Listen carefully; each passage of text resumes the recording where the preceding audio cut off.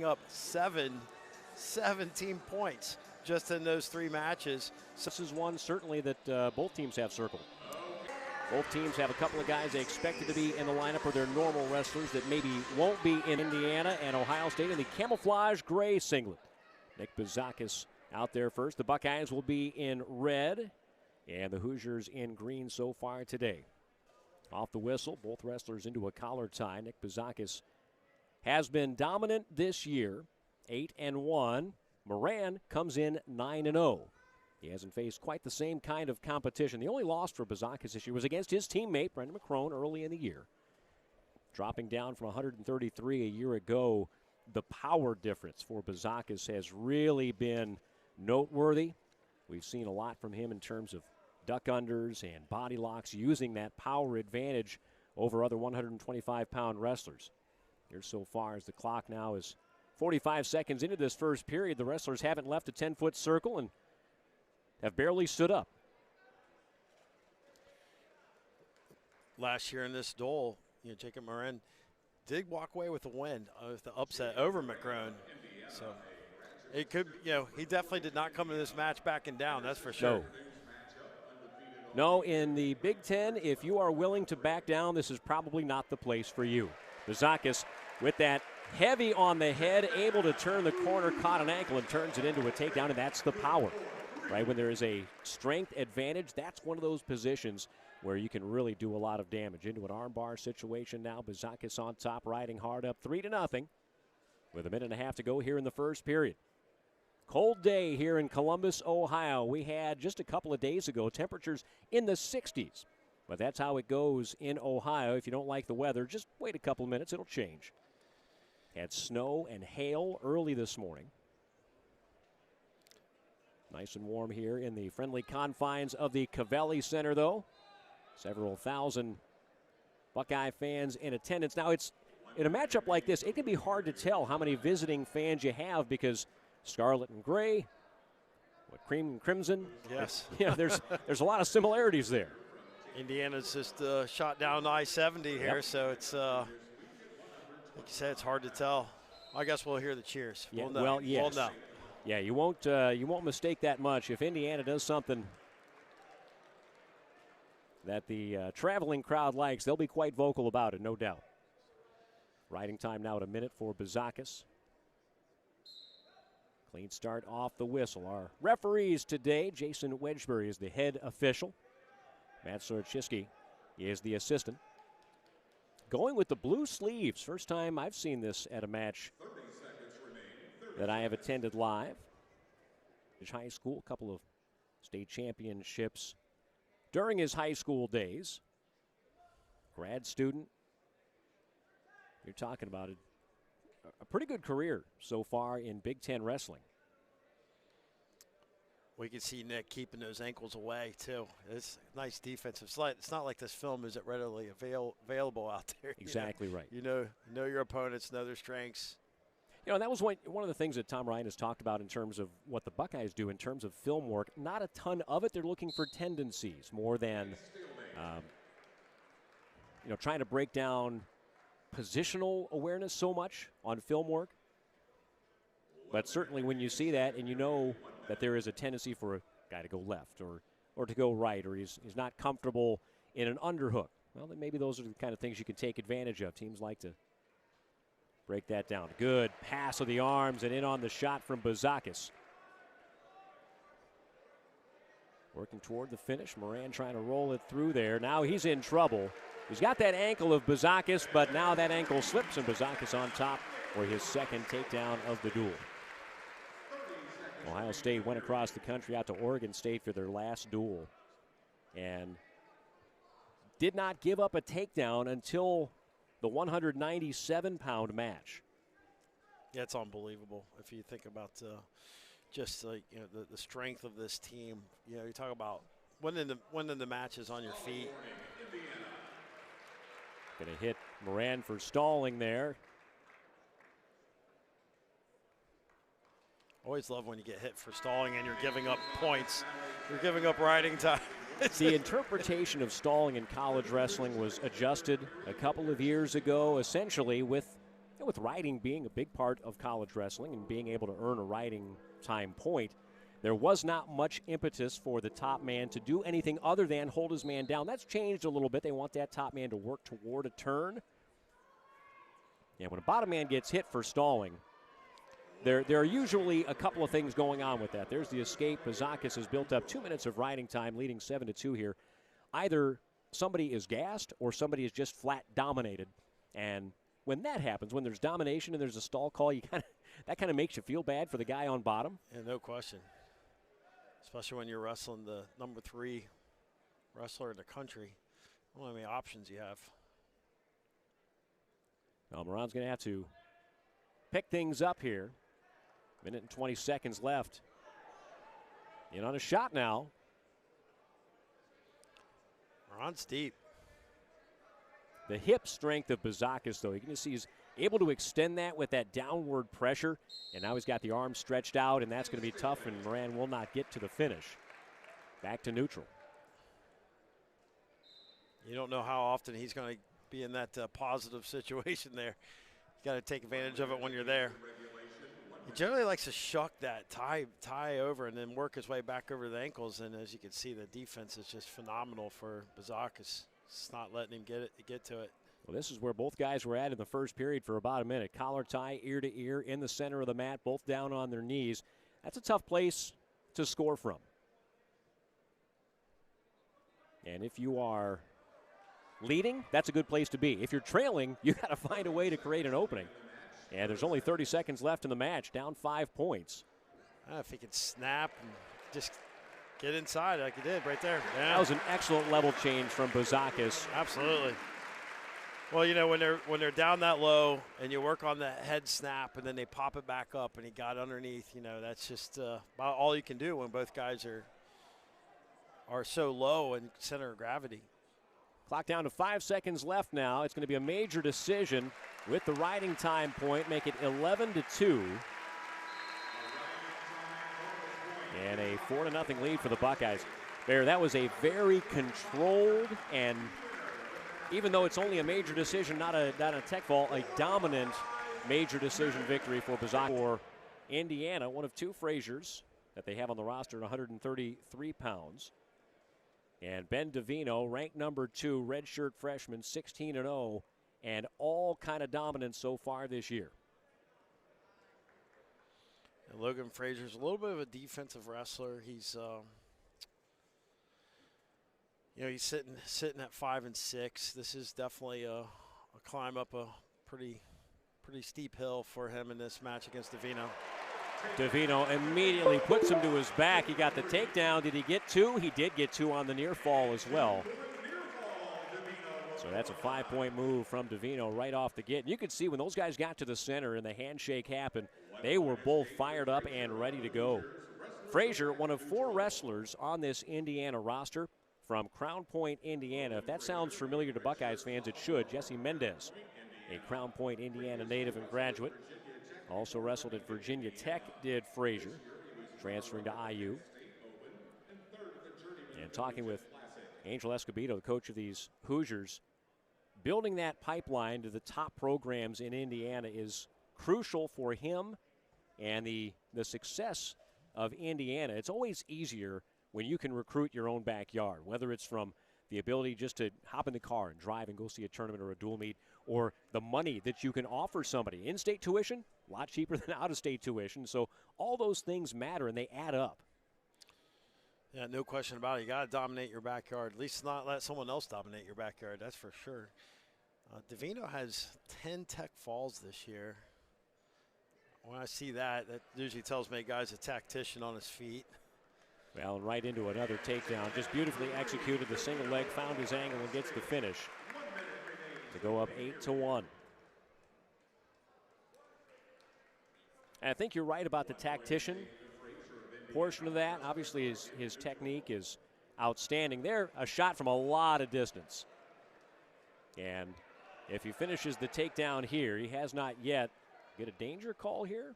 Not yet. Frazier was onto his back. Now the takedown. Third of the match already for Davino. Shooting from that amount of distance, not a high percentage shot in Big Ten wrestling. But Davino's setup and his motion was so good that Frazier wasn't able to react to it quickly enough. Well, Logan Frazier's going to have to learn to be an offensive wrestler in a hurry, especially in the Big Ten. You can't rely on being a defensive wrestler in this conference. If you're going to be hard to score on, you better be darn near impossible to score on and have something in your back pocket to get some points in some form or fashion. Davino brings him back down to the mat. First period, 15 seconds left, 11-2 lead, 3 takedowns already for Davino. Frazier trying to get back to his feet before this period comes to a close.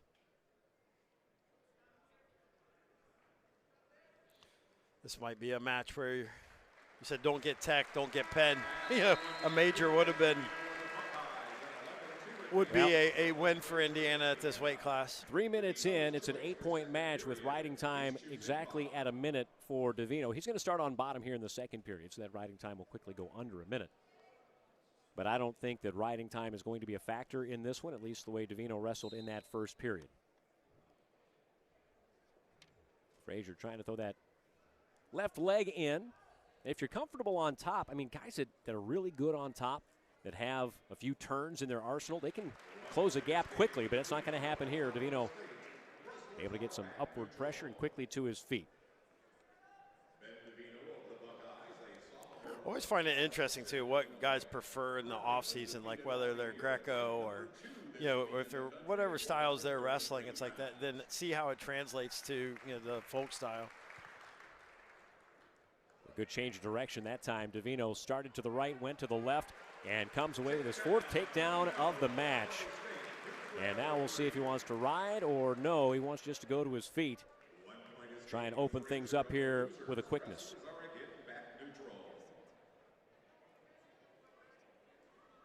Frazier trying to find a burst there with a shot fended off by Davino.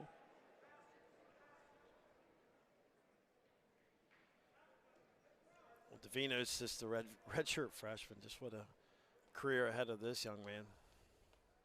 Put together an outstanding redshirt season, wrestled in several events. True freshmen are allowed to wrestle in 5 events before they burn a red shirt, so he wrestled in those and then had several unattached events as well where he's just dominant, and they're just dominating with a go-behind takedown and a quick tech fall. Been a tough matchup, you know, for sure. Jesse's looking for the best competition.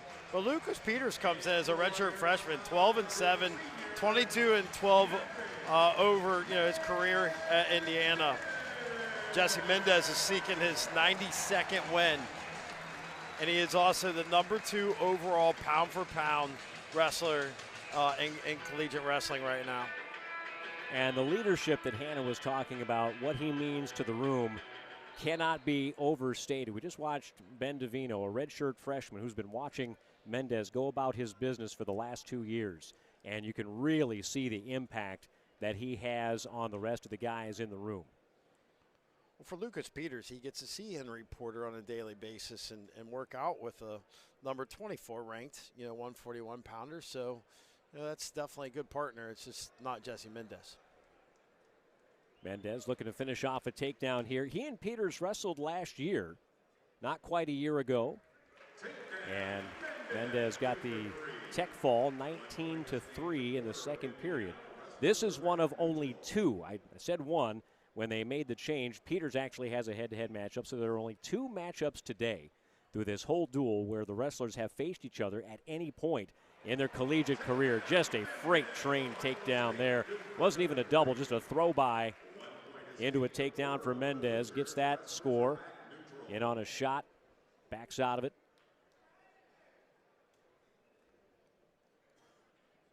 Yeah, it's 13 different lineup changes from a year ago.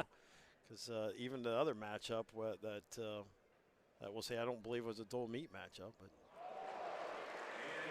sheer strength right there, buddy. You're talking about Big Brother right now. Yeah. I mean, that kind of takedown is just Big Brother in the dining room over the holidays going to work, and now Mendez goes to work on top with a bar tilt. Full complement of 4 back points. Once the referee awards those points, that'll put him up 11. Still has that arm bar. Lost the lock on it. Arm bars, bar half. Mendez. Another turn here. You see the influence of Logan Stieber right there on Jesse Mendez. Not sure how many swipes the referee gave him there, but it's enough. It's the full 4, and that is enough for a tech fall. 17-2. Jesse Mendez putting on a show in front of this home crowd. He loves to wrestle in front of the Buckeye faithful, and he makes short work of an opponent here today, tech falling Lucas Peters in the first period. Short work. At 149 pounds, we are not going to see that, because this is, I mean, find George Clinton, because it's going to be funkadelic at 149 pounds. I really like Joey Butler. Yeah, you watch this young man wrestler. He is like just dynamic, upper body strength. Kind of reminds you a little of Greco-Roman throws at times. A little bit of a wild card for Indiana. Both of these guys, Styles and Butler, they know their way around a scramble. And when you're a scrambler, I mean, you're finding a flow in wrestling. You don't care if somebody takes a shot on you. You know your defense, your scrambling, your flow can get you there. When you wrestle somebody else that's also a scrambler, sometimes you can be a little bit tentative. Sure. Because you're not really always sure how to begin the engagement. Yeah, Joey Butler came out hot at the Midlands, won his first 2 matches there before he hit some, obviously as you go into the tournament, you start fighting some tougher opponents, but it's good to have someone starting out hot. And he has wins against ranked opponents too this year. I mean, he's for someone that's sitting there unranked. Yeah, on paper, this is a number 4 versus an unranked wrestler. So that usually tells you how a match is going to go. Well, shot there from distance from Styles. I think that was just an attempt to engage and maybe get some scramble going, because it wasn't clearly a shot that was going to be finished cleanly, but definitely with a guy like Butler, ranked, unranked, he's dangerous. Redshirt sophomore with 39 wins under his belt, where Ethan Styles is sitting there with 41. So it's just odd, that you have a guy with that many wins in his career and he's not ranked and just tough. Maybe he's just got to find more of a rhythm and consistency, and that could happen. He's got plenty of time as a redshirt sophomore. Styles, redshirt sophomore, wrestling at his 3rd university. Started at Nebraska, then last year was at Oregon State, and when the Buckeyes went out to Corvallis, he did not get a very warm welcome. And now wrestling here in Columbus for the Buckeyes. 2 minutes gone here in this first period, and there's our first real shot attempt. Styles in on the leg, and of course Butler onto the ankles, trying to funk his way through. Both guys very comfortable in these types of situations. Styles, though, in a better spot here. If he can clear that ankle, that's going to be points. Now around to the side, has the cradle lock, has the points, looking for back points as well. And there go the swipes. Styles able to hip over and get on top. Now he's in a really good position, and Butler is in trouble. Still has that cradle lock to the side. Not sure how many back point counts the referee got, but right now he's looking for the shoulders.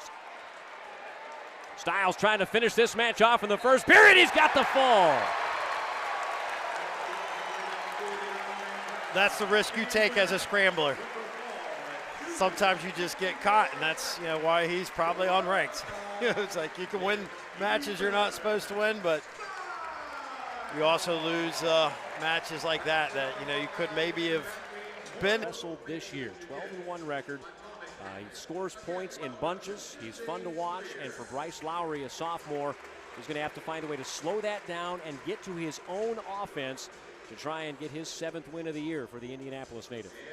And Bryce Lowry is sitting at number 32 in Flow Wrestling rankings, and he does have a tall order here in Brandon Cannon, who's the Big Ten runner-up a year ago. 44-0 as a senior for Lowry in high school, culminated in a Indiana State champion. Runner-up there. So coming in here with a little bit of confidence, I would imagine. Well, confidence certainly is key. When you go into a hostile environment, and a lot of those buildings around the Big Ten are indeed hostile environment, You've got to have complete belief in yourself regardless of who steps on the line across from you. This match starting very much like the 125-pound match. Ear-to-ear collar tie down on knees at the center of the mat, but now they're back up. You mentioned Ethan Styles transferring, and you look who he transferred to be in between Mendez and Cannon here. Well, that's why guys transfer. They want to train with the best. You know, they see that opportunity where you can be in between number 1 and number 2 in the country and help you elevate you to be number 4, you know, where who knows where he'd be, you know, if he wasn't training with these guys. Hard club collar tie there from Lowry, trying to assert his position.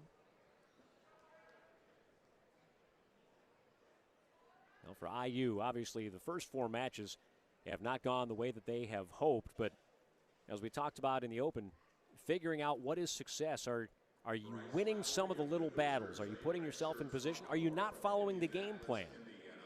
You know, that's how you have to look at your program after a dual meet. Not the kind of things you can really think about until well after when you get to watch the film. But those are the things that can really help a program grow. And I tell you what, Indiana, under Angel Escobedo, a national champion himself for the Hoosiers, they have grown considerably. 6 national qualifiers a season ago. Ranked number 23. Yeah, 10 teams in the top 25 in the Big Ten. You're one of them. Right. You know, you got to be one of them. Cannon taking ground near the out-of-bounds line there. And for Angel Escobedo, it's oh, there's a good throw. Did he sink it? Did he collect it? He's got that far side head and arm. Takedown after the danger.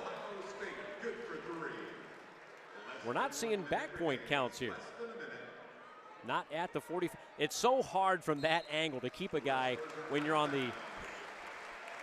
But that's, you know, Cannon finding ways to score. We talked about scoring in bunches. That's just a very unorthodox way to score. With that head and arm, it's normally the arm on the near side. When it's on the far side, you just can't get the leverage, really, to keep a guy on his back. But Cannon did well to hold him in danger criteria long enough to get the takedown to go up 3-0. And Lowry doing a smart mat positioning wrestling right now. Whenever you're the underdog, you a little bit more aware of your situation. A quick switch there from Lowry to get on top. 2-point reversal. And Cannon gets free to go back up a pair. 4-2, 30 seconds to go here in the first period. On Indiana, you know, it's with Angel Escobedo taking over. Good. There's a nice shot there from Lowry trying to finish. He's got that takedown to lead this match. That's the first takedown for Indiana today. Their first lead in a match of the day. So trying to create some momentum here, Lowry.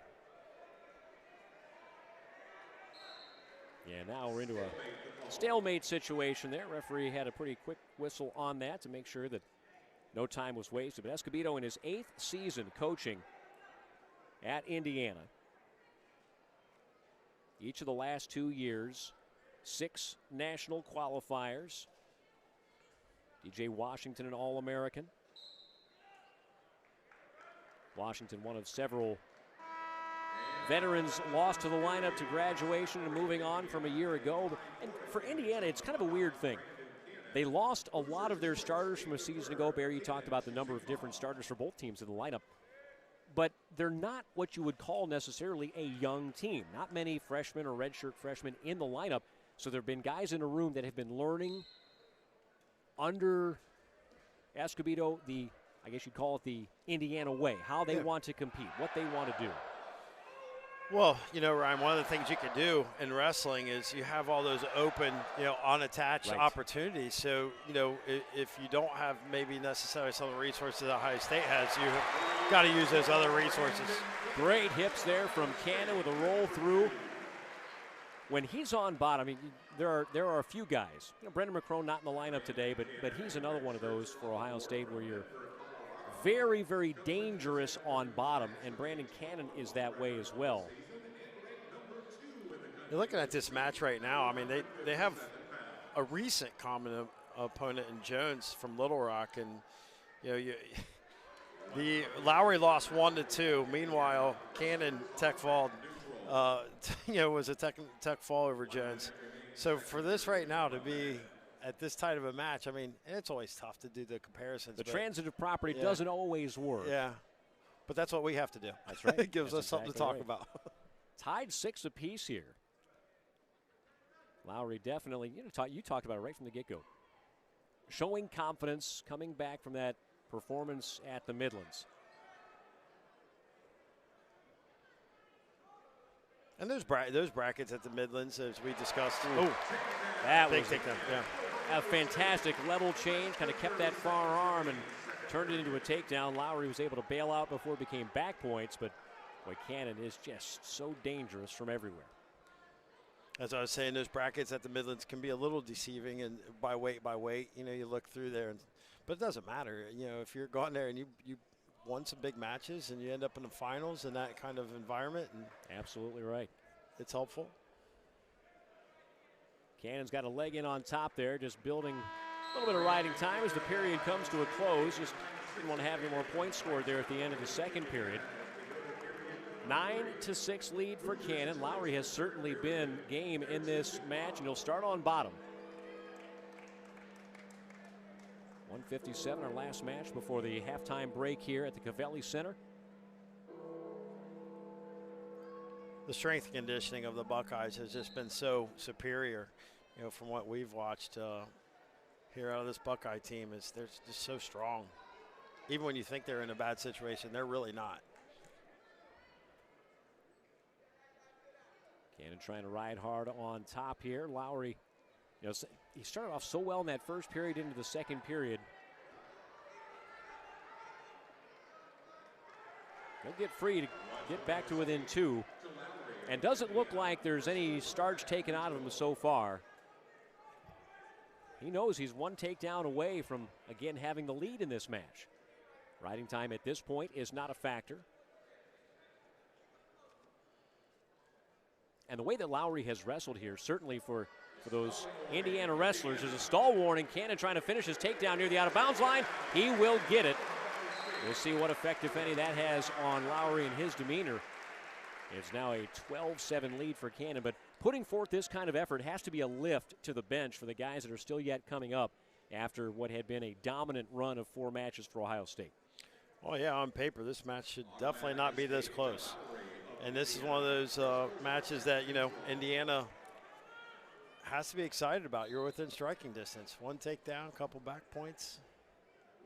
Cannon gave the uncontested escape to go back to neutral. Now wants to get in on the attack, and he does. Quick takedown. Cannon, well, it looked like he thought about cutting again there. I don't know if he got the word from the corner. Let's ride a little bit, but they're going to go right back to their feet. And again, with a 3-point takedown, you can turn a regular margin into bonus points pretty quickly. He does have 1:13 of riding time with a 6-point lead, 35 seconds to go. Lowry change of directions, trying for his second takedown. A little scramble. Did not quite lock up that Merkel with any kind of extension. And so back to neutral they go near the out-of-bounds line with 19 seconds to go. There's a lot to like, I think, about Bryce Lowry.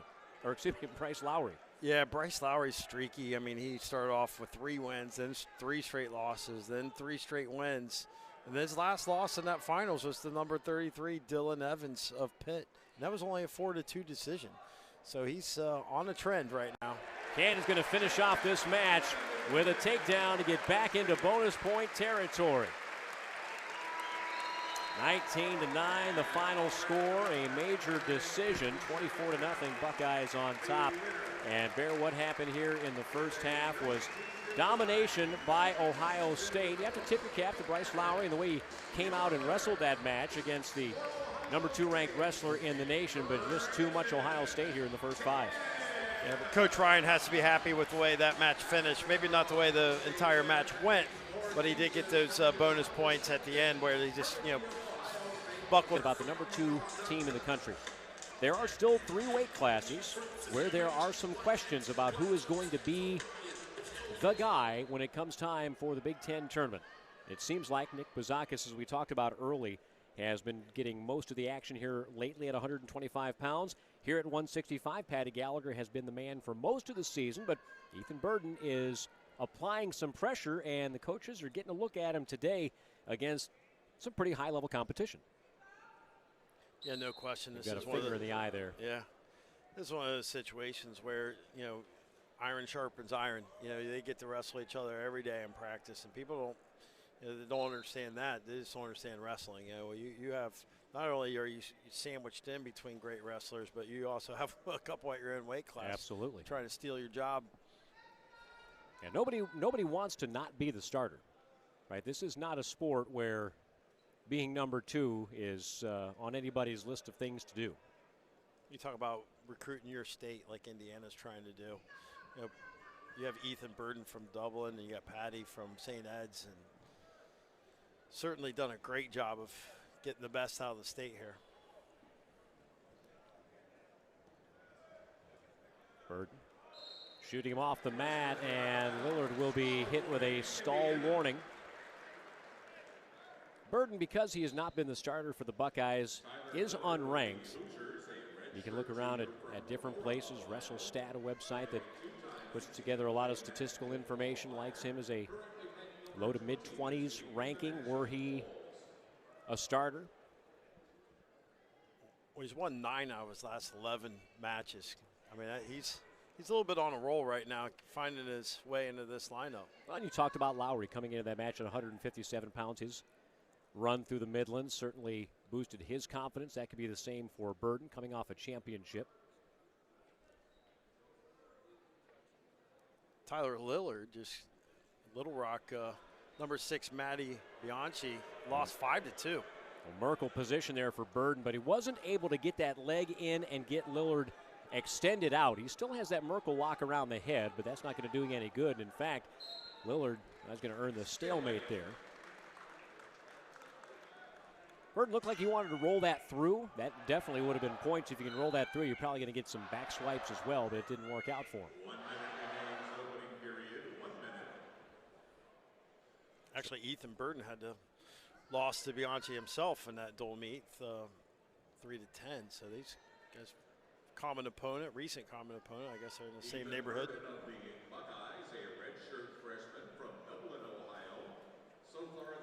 Both guys just trying to find a way past some wrist control here. They're both built pretty similar. You know, they got these slender, long bodies. Yep. And sometimes that takes a second. You know, when you're short and stocky, you know what your style has to be, you know, against another tall guy or some situation. But these guys are built similar. And it works both ways, right? Because as a lanky wrestler, you're in the minority. You're not used to wrestling other long-legged, long-armed wrestlers where you have to cover more distance than you're used to. That's a good point, Ryan. I never had the problem of being a long, lanky wrestler you and me myself. both, brother.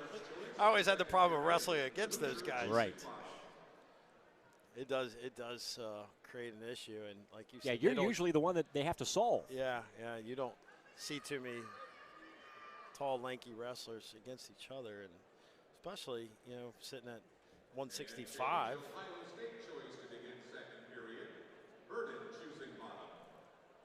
Okay. Looked like we had a momentary confusion about whose choice it was to begin the period. Burden has choice. And so he'll take down. Scoreless after 1 minute. First time we've had a scoreless first period so far today.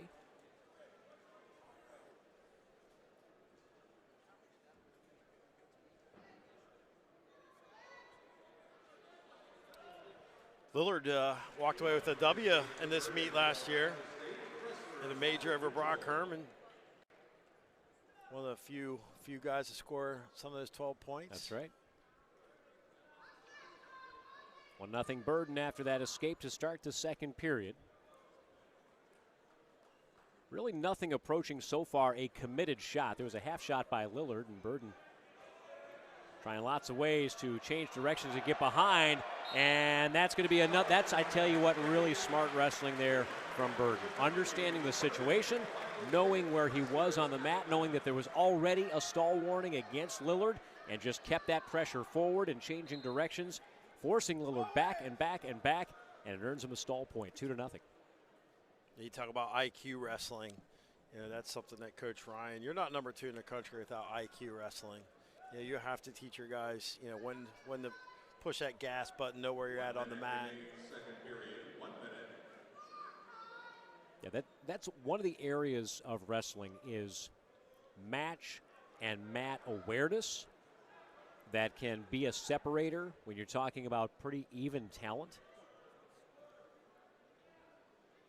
What's amazing about this arena is the availability to see the clock. Yeah, there's that. You have the ability to see score, see clock. An ankle bundle scramble here. Burden comes out with the high ankle. Look at the flexibility. Yeah, I pulled a hamstring just watching that. Burden, he's got some options here. Yeah. Now with Lillard down on the ground, you probably are not going to get another stall call in this situation. Wow. But you just keep the wrestling going there into the full splits for Lillard. And Burden calmly trying to bring that back in while not exposing his own ankles. I'm not sure which wrestler is showing more patience in that scenario, to be honest with you. It almost appeared that they were trying to think through the situation. Yeah, that was most guys, Burden, especially with his length, is going to be able to finish right there. But Lillard wrestled it well, also has his own length and the ability, as you were talking about, to go into that full-on split and stretch, was able to fend that off in a way that not a whole lot of wrestlers would be able to do. It was pretty amazing. Still 2-0 as we go to the third period. That was the second time that Burden tried that, essentially kind of a drag into a Merkle position. It's come close. Now Lillard pressing forward. And he's got to, right? Down 2-0 in the third period. He's been warned for stalling twice. He has no choice but to try and take some ground here. Yeah, down by 1. You can't back up at this point, not with the stall warnings. And that was it. Listen, it's not going to go in a box score, but Burden just doing that half-moon circle right there to get his heels away from the out-of-bounds line, incredibly smart. Burden is 1-0 against Indiana this year. He did wrestle Chase Leach, redshirt freshman from Indiana, Tech Fall. Lillard taking some ground there. Underhook, threw it by. Now he's got an elevated single. Now in this position, if you're Burden, you can afford to give up a stall warning or something like that. Even if fleeing the mat would keep you ahead by a point. What you don't want to do is give up a takedown. Out of bounds, foot on the floor, and indeed it will be a stall warning. Yeah, smart play, as you mentioned, Ryan. It's that's another part of the IQ is what's the lesser of two evils in that scenario. Take the stall warning. It's one thing if it's back in the day and 2 points, but 3 points in this match is everything. Under 30 seconds to go in the third period. Lillard again on the shot. It's deep. Burden, though, flips the script on him, has the elevated ankle and room to work. He doesn't have to work too much because he leads, and now Lillard diving to the ankles, wants to get into a scramble situation. Burden with that leg underneath. Lillard still has it. And now a danger situation for Burden. And time expires before any danger count. And Ethan Burden, stepping in at 165 pounds, up to the task, comes away with a 2-0 victory to keep the Buckeyes perfect on the day. Heck of a scramble at that end there, I tell you. Ethan Burden showing some real patience in the hometown crowd. Dublin, Ohio, about throw a rock from Cavelli Center to where he wrestled his high school days. Those kind of scrambles, I just don't know if that's a high school scenario. I don't know if you learn how to scramble like this until you get into college. You know, I watch high school wrestling. You just don't see the patience when you're on your back, you know, and you're scrambling out of things like you do in college. It has to really be an experienced wrestler to not panic in a situation like that. And both wrestlers, and you know, Lillard is a redshirt junior. He's got a couple of years of of experience on burden here at the collegiate level, but neither one of them panicked for even a moment. They both kept very, very calm. And now we go to 174 pounds. Derek Gilcher, ranked number 30 in the country, 9-4 so far in the season, out of Detroit Catholic Central in Michigan, taking on another Central Ohio product in Carson Hartzla.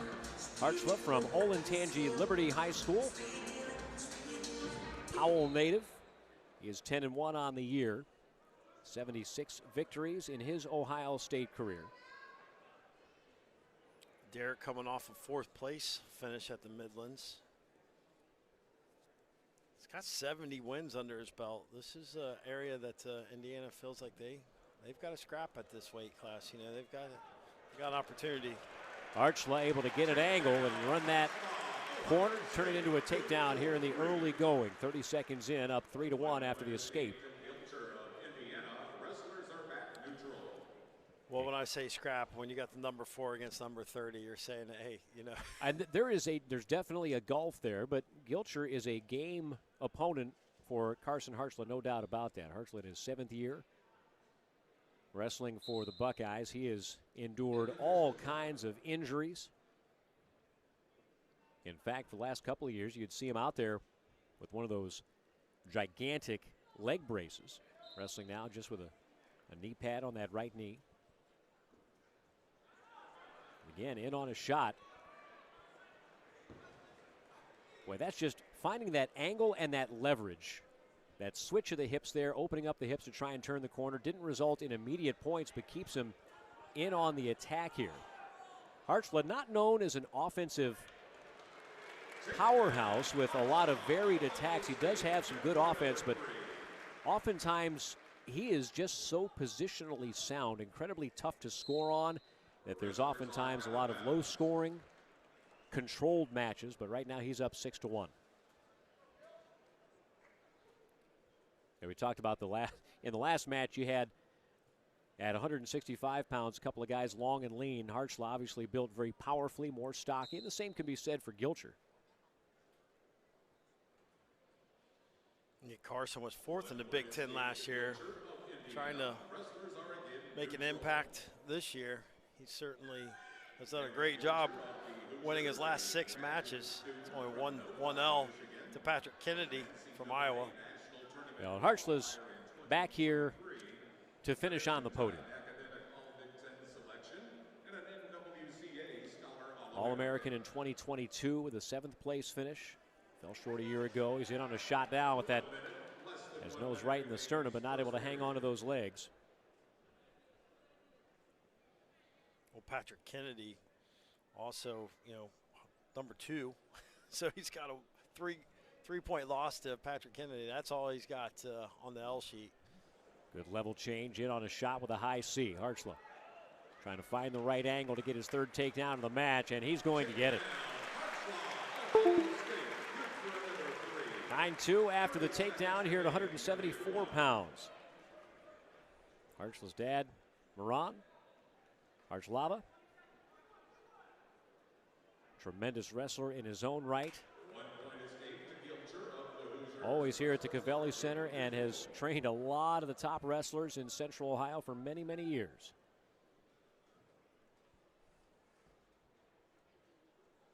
Doesn't hurt to have your dad know a little bit about wrestling.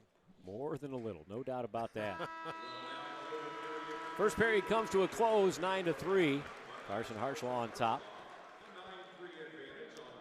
Gilcher's three of his 4 losses are to ranked wrestlers, you know, and that's keeping him right on that peripheral of, you know, getting a higher rank. But yeah, at some point, you know, we talked about how do you judge success for Indiana?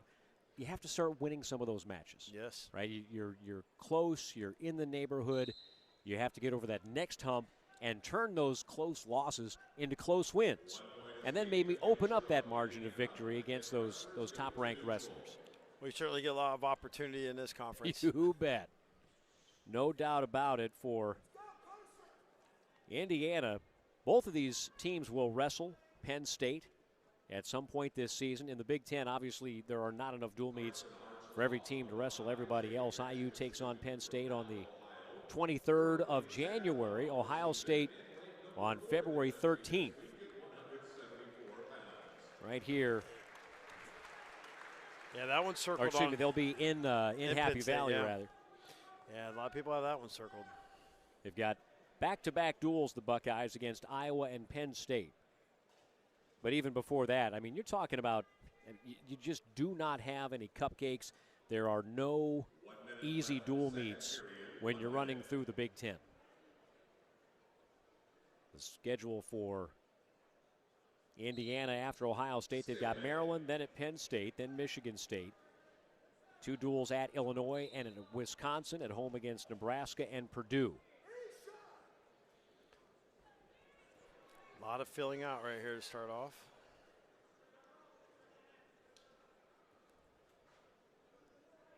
For the Buckeyes, their Big Ten schedule, starting here with Indiana. They've wrestled Iowa already, but that was not a Big Ten duel. Oh, almost a throw over there. Yeah. Good movement by Gilcher. Finally get some offense going here for him. Didn't get the takedown, but now he does. Finishes to the mat. Hartzler quickly to his feet, trying to break that grip. They'll go out of bounds and restart in the center. So now all of a sudden, Gilcher with that takedown. Yeah. 21 seconds to go here. Must have heard you talking about you have to get a big win. Absolutely. You have to find a way to get those points and keep it a close match where maybe something can happen at the end.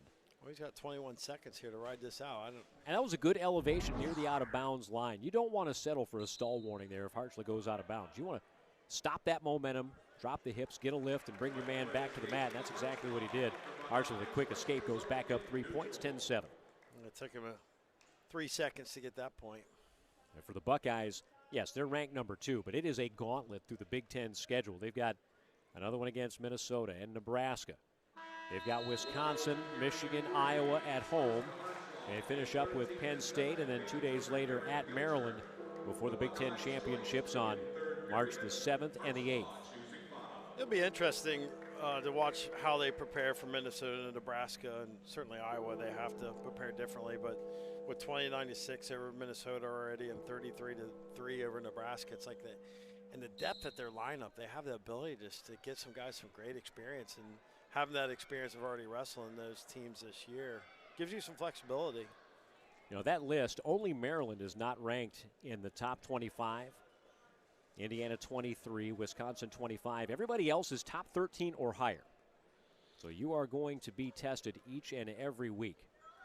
You know, I thought when Maryland came into the Big Ten, I thought, wow, that's great for basketball, but their wrestling team used to be like ACC champs. Yeah. I was like, this went from being an ACC champs to being the Big Ten, mountain climbing. Like this is, people just don't understand this is the real deal. It's a different landscape. And that's not to say that the ACC does not have great wrestling. They do.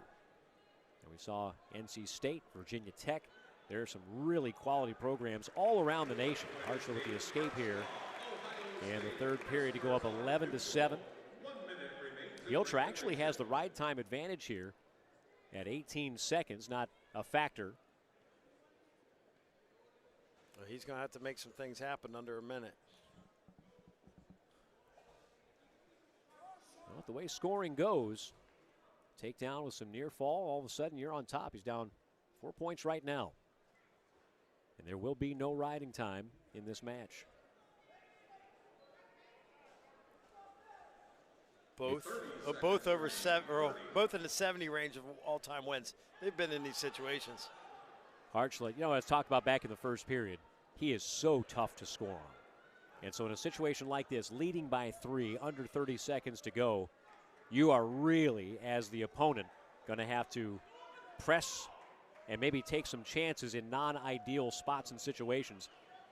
And when you do that against a guy like Hartzler, who is so defensively sound, your chances are pretty slim. No doubt, and that's going to close it out.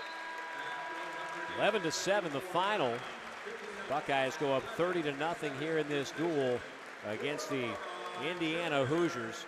Carson Hartzler scored his points early and makes it stand up throughout the 7 minutes to get the decision victory. We'll be back from the Cavelli Center after this. Coach Mack began his career at NC State, but then transferred to Ohio State this year. He is an Ohio native. Won a state championship here in the Buckeye State, and now wearing a Buckeyes singlet. This should be a pretty good matchup right here. This is one to watch. This one that we've marked down with two ranked wrestlers. Dylan Fishback sitting at number 6, while Sam Goyne is sitting at number 16. Sam unfortunately doesn't have the same kind of experience this year, only having 5 matches. 6 matches under his belt. While Dylan Fishback has several matches with only 2 losses. Got one loss to Max McNelly from number 10 ranked Minnesota, and then he also had number 3, of course, Angelo Ferreira, who we all know of Iowa, where he lost that match as well. That's it. That's the only blemishes sitting on his record right now, where he is 11-2. I think we got another finger in the eye there or something, and Goyne obviously is in some discomfort. They're going to bring the trainer out to check things out for him. He's 2-time state champion, Goyne. Was a recruit of the 2023 class, but deferred enrolling until 2024. 9-2 last year as a redshirt. And I'm not sure exactly what happened there, if it was a finger that went into the eye or something, but those kind of things can really be disoriented. Sometimes you just get a knock in there and it's painful, but other times if you get that swipe across the cornea or something like that, it can really knock you down. Yeah, he's got to take a second to regain his vision. Yeah, looked like maybe the thumb there of Fishback got into that eye during a lockup, and they're right back to it now. Well, Sam Goyne also a Crown Point product. For those on this roster, Crown Point has become one of the premier programs in the Hoosier State.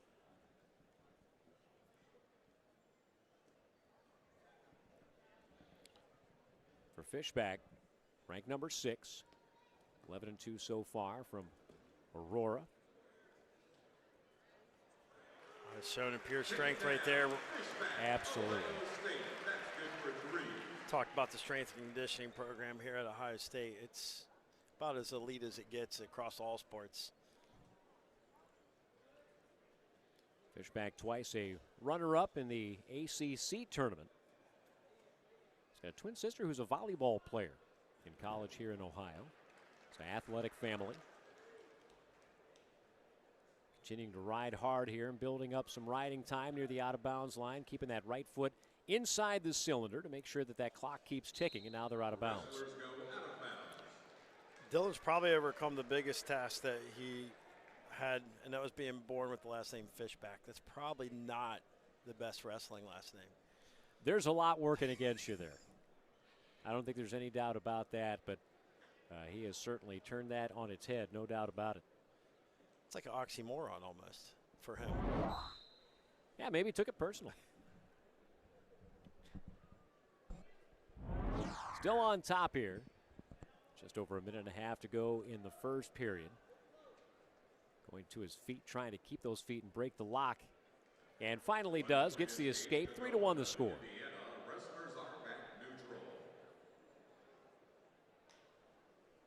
Going ranked number 16 as a redshirt freshman for Indiana.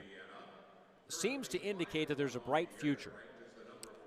Yeah, it's pretty impressive to have such a strong ranking with this point of the season not having a lot of match time. Rankings are opinions. There are several different houses that put out rankings, but when you wrestle at a school like Indiana, with all due respect to the Hoosiers, Fishback looking for a second takedown, but a switch here. A situation with a lot of movement, but nothing comes of it. There's just cow catcher throw over. Fishback looking for the fall, and he gets it. Second pin for the Buckeyes today. Styles had the first. You talked about the first takedown, just strength and power. That's just old country hardball right there. Yeah, just smooth as it gets right there. Mat awareness, understanding where he was on the mat, making sure he's in bounds. I think that's a win right there. I mean, that's a big win. Yes. That's not an expected fall, I would say. Coach Ryan's talking about how do we get better as number 2, I think that's a great example of how they get better at number 2. Absolutely. 36-0. The Buckeyes on top after the Fishback fall there. I mean, that's manhandling the number 16 wrestler in the country. No doubt about it. Just finding, and you have to feel that position. You have to feel, okay, I've got the right angle. I've got the right tie up top.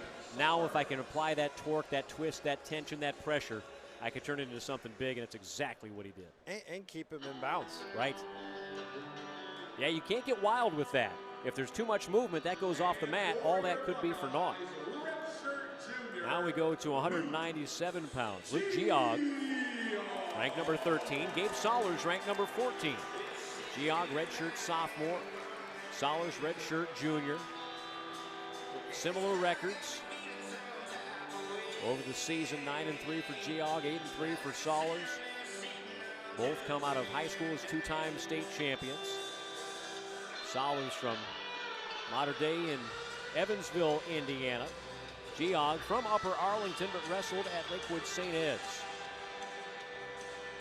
Well, Geog has got to find a way to get a win here. He's on a 2-match skid. And lost a match in Iowa State and Oregon State. Well, you talked about Tom Ryan talking about taking the next step to the next level. There are a few guys on this roster, and Geog is one of them, who's looking for more consistency, just getting to your top level and staying there on a match-to-match basis. There's some matches where it's dominant. There's a shot from distance. Able to cover that distance. Geog still a ways away from a takedown here. Tight waist roll through from Sollers. And now trying to go heavy on the hips, but not heavy enough. As Geog was able to pinch that ankle under his knee and now gets the takedown. Yep. Had to clear that knee. He might have got a little deeper than he anticipated on that shot. I think maybe you're right. Look what I found, huh? Yeah. Sometimes that happens. These guys don't, a sprawl comes and they end up getting a little deeper. And now for Geog, obviously a good takedown here in the early going, but the consistency is, okay, now let's do that for 7 minutes. Don't have any lapses. Don't let your foot come off the pedal. He fell behind significantly in his last match at Oregon State before rallying back to tie the match and send it into overtime. Ultimately fell in extra time against Justin Rademacher. Lost in the rideouts. 8-7 was the final score. Well, Gabe Sollers is familiar with the Buckeyes this season. He did lose to Seth Shoemate 13-3. So give himself a little gauge. Well, we talked about there are the two previous weight classes we talked about that are still kind of up in the air as to who is going to ultimately be the guy. Geog has gotten most of the time this year, but you do have to consider all the options there, and Seth Shoemate certainly is one at 197 pounds. And that's that's the real benefit of one of the top tier programs is depth in the lineup, depth in the room. If somebody goes out with injury or if there's a lack of performance, you've got somebody else you can plug in and still feel very, very good about your chances when you send a guy out there. And the top 5 teams, top 10 teams in the country, they've got that. Oh yeah, we've seen it. We've seen it in this lineup. You see it, at Penn State. It's like when your toughest match might be your wrestle off for your weight class, or the weight class below you or above you. Sollers in front headlock position on his knees. Not really creating much angle, but he's certainly trying to squeeze some life out of Geog here.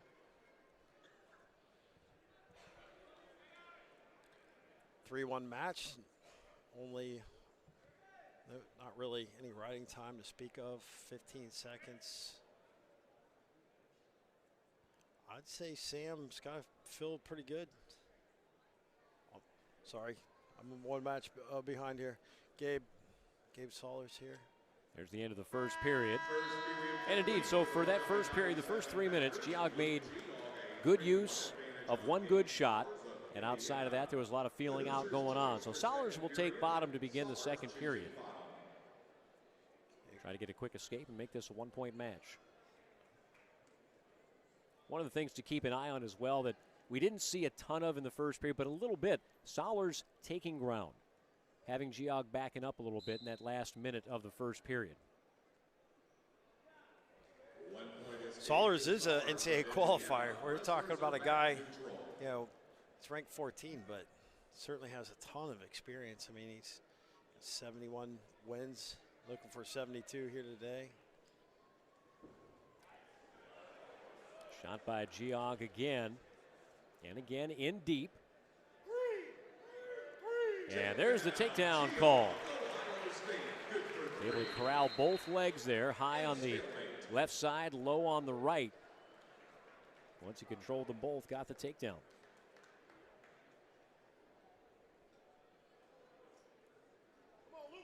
Sollers walked out with third place at the Midlands, winning his last 2 matches. Quick sit out easily to his feet. 6-3 match. And there's another shot by Geog, who appears to be willing to push the pace here in this match. Sollers trying to keep him from getting the angle. Geog has those kind of hips rolled over. So now if you're Sollers, you got to work farther toward the ankles, which he is doing. He's got one bound up, trying to bind up both Geog's ankles. We're probably going to get a stalemate out of this if there's not any movement moving forward. Well, it's smart wrestling. You know, go in there and got to get yourself back in a position where you can score. Potentially dangerous there with Sollers pulling on